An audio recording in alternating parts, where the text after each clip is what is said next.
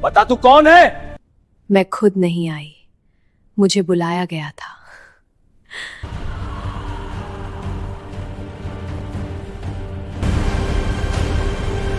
जब उनका काम पूरा हो गया तो उन्होंने मुझे वापस उस अंधेरे में धकेल दिया।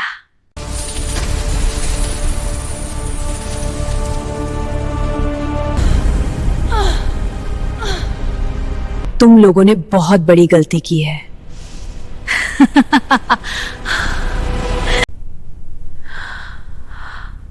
अब कोई नहीं बचेगा।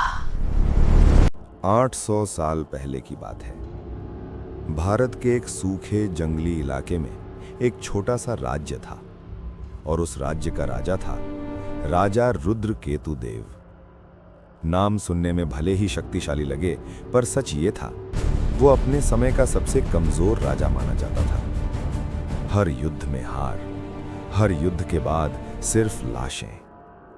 उसकी सेना हर रोज कम होती जा रही थी और दुश्मन हर दिन किले के और करीब आ रहे थे।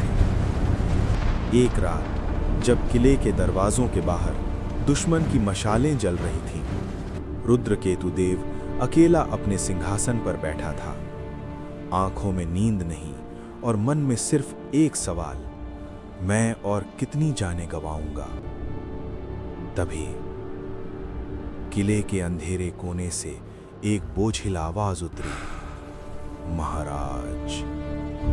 राजा का हाथ सीधा तलवार पर गया, पर सामने कोई सैनिक नहीं था, बस एक बूढ़ा तांत्रिक। उसकी आंखें अजीब थीं, जैसे वो राजा को नहीं, उसके भविष्य को देख रहा हो।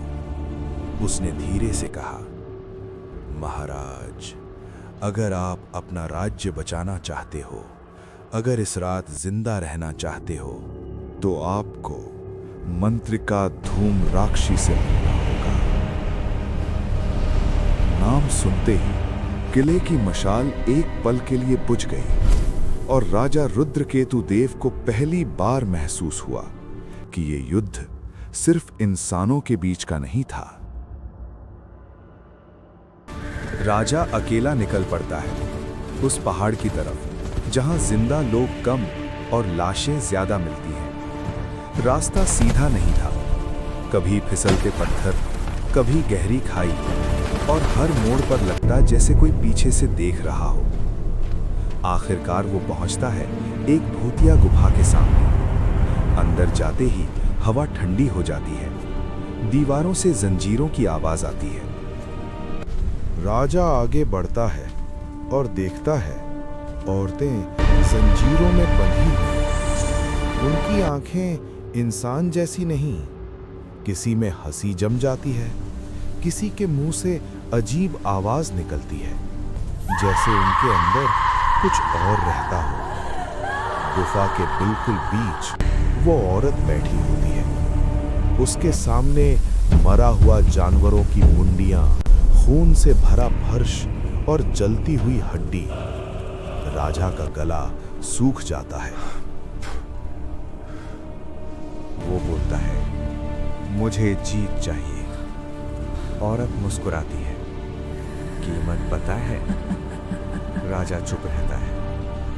तभी वो औरत एक भैंस को घसीट कर लाती है। मंत्र तेज हो जाता है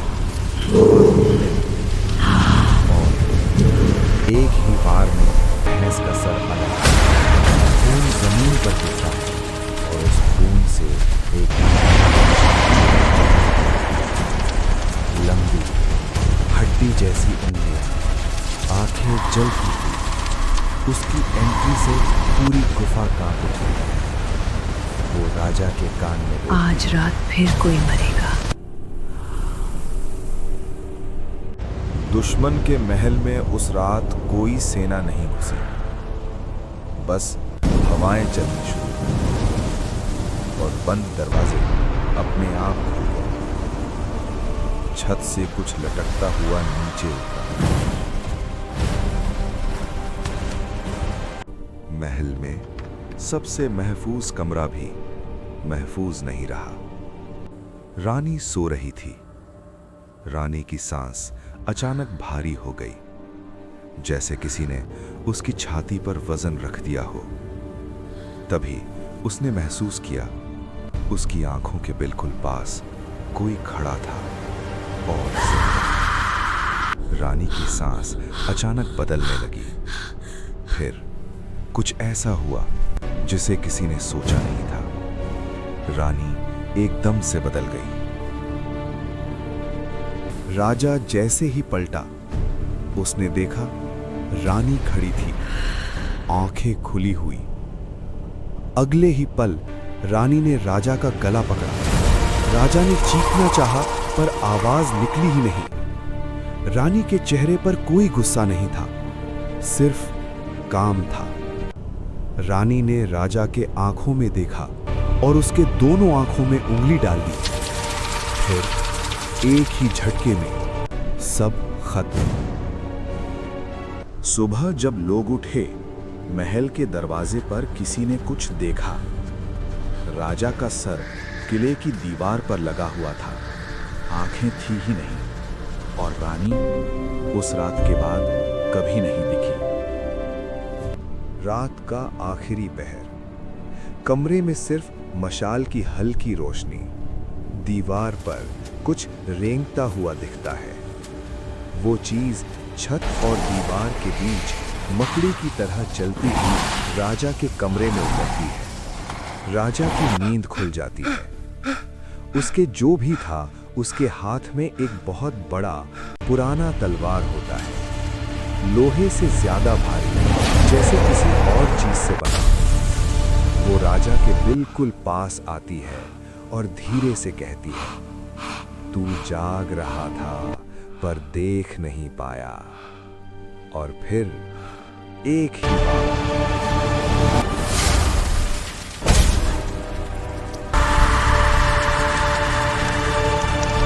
खत्म। सुबह राजा अपने बिस्तर पर मिलता है।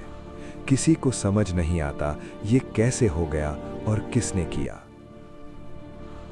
एक बात धीरे धीरे समझ आने लगी। ये जंग मैदान में नहीं लड़ी जा रही थी, बल्कि एक एक करके सबको रास्ते से हटाया जा रहा था। कहते हैं, जब फैसला हो जाता है तो मौत को जल्दी नहीं होती, वो सही तरीका चुनती है। एक सुबह लोगों ने देखा, राजा किले के दरवाजे पर लटका हुआ था, जैसे किसी ने उसे मारकर लटका दिया हो। पर किसी ने उसे लटकाते हुए देखा नहीं। बस इतना पता था, रात में कुछ ऐसा हुआ था जो किसी को कभी पता नहीं चला।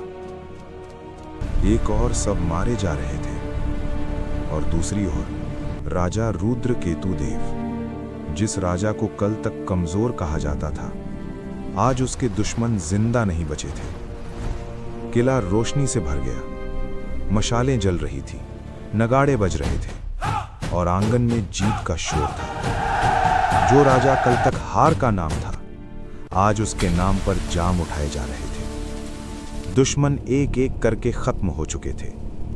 राजा मुस्कुराया। उसने सोचा, सब खत्म हो गया, बिना युद्ध के, बिना सेना के।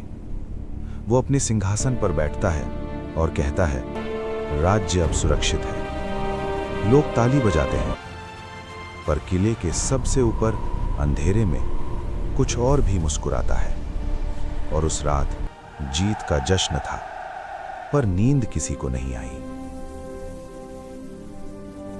जश्न के बाद किला चुप हो गया, मशालें बुझ गईं, नगाड़े थम गए, पर रात और गहरी हो गई। पर सुबह जब दरबार लगा, किसी ने एक बात महसूस की।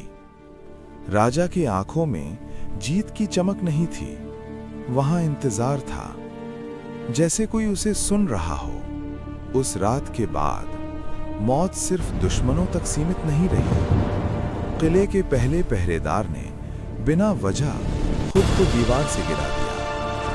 अगली रात रसोई का एक नौकर अपनी ही परछाई से भागता हुआ मिला। राजा ने पूछा, ये सब क्यों हो रहा है?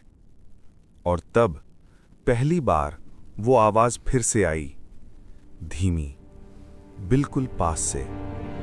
जीत मांगी थी, शांति नहीं। उस रात राजा समझ गया, ये श्राप सिर्फ तब तक काम करेगा जब तक कुछ दिया जाता रहे, और जो चीज जीत लाती है वो कभी भी मुफ्त नहीं होती।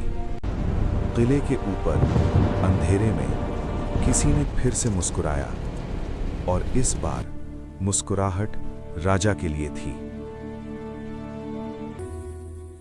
Thank you for watching. Please like and subscribe.